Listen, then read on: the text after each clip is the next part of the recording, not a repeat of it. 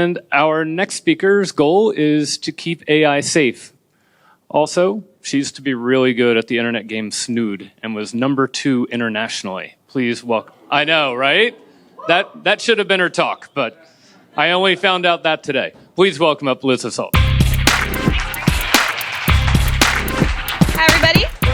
Super nice to be here. I can't wait to give you this talk, but I do want to set reasonable expectations because we are not going to solve this problem today, and certainly not in the next 5 minutes. This is actually an hour-long talk that I've distilled into 5 minutes, so I really hope that we all get to talk about it after. I can give you some extra ideas in addition to the homework that I'm going to give all of you at the end of the day. But before we do, we're going to have to give it a little bit of background about me. So in 2019, I became one of those waves of tech whistleblowers. I quit my job because my boss told us that we were building killer robots. And I thought that was a pretty bad idea. And in response to this, I channeled all of that passion and principle and fury into Twitter, like one usually does. Became a really kind of credible tech critic. I got into a fight with Palmer Luckey one time. And most people would tell you, I certainly think that I won that debate. But actually, a couple of years later, something even crazier happened, and I found out that the government, and among other people, were actually listening to me, and they appointed me to a federal committee. So now I'm a member of the National AI Advisory Committee, where we write reports for the president. And tell me, when I got that email, I was pretty shocked. I didn't even want to click the link.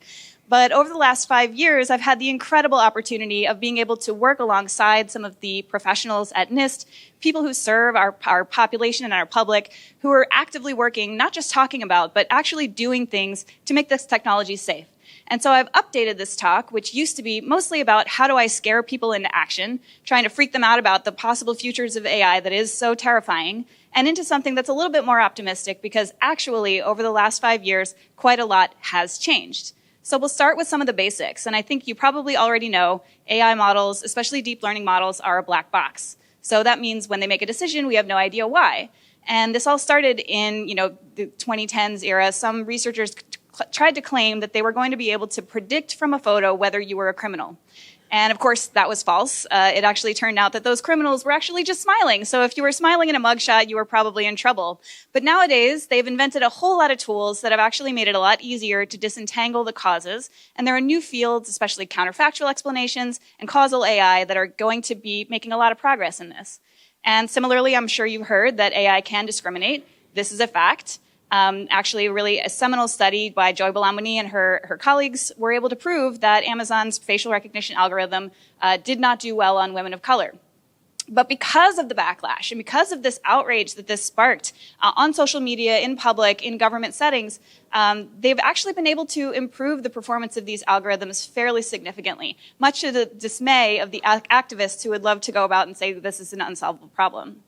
And I think a lot of people also here might share my original concern that we would cede too much control to the algorithms and lose that real human judgment and result in some of the catastrophes that have happened when too much automation takes place. But I will say that the people at the highest levels of government and local governments and state governments are all thinking about this. And there is very, very little appetite. In fact, there's growing motivation among international bodies to try to regulate the use of AI with especially high-risk systems, especially nuclear systems. So that's just one of many ways that things have improved over time. And I don't want to spend too much time on the paperclip problem because I think you probably have heard quite a lot about how existential risks could exist just by simply AI being.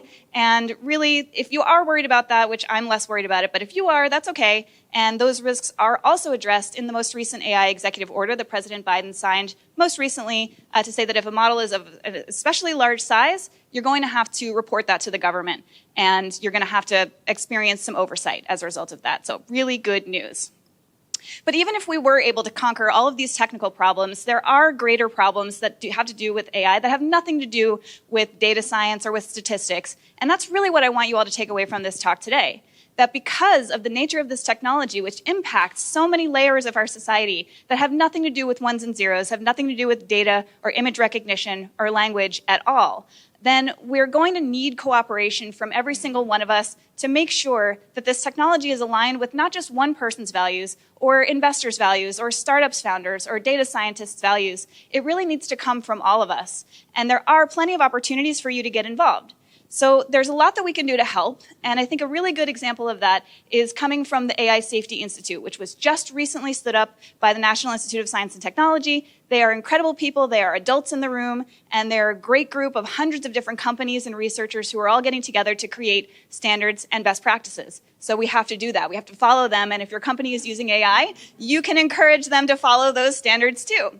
The other way that you can do this, and I can tell you as somebody who got a little bit minorly famous on Twitter at one certain point in time, they are listening. The government is listening, especially when it comes to comments. They put out requests for information. They come out with requests for your input. It doesn't have to be well thought out. It doesn't have to have footnotes, but they want to hear from you, and I hope you do write to your state, local, and federal representatives to get involved. And thank you. I did it in 5 minutes. Yes!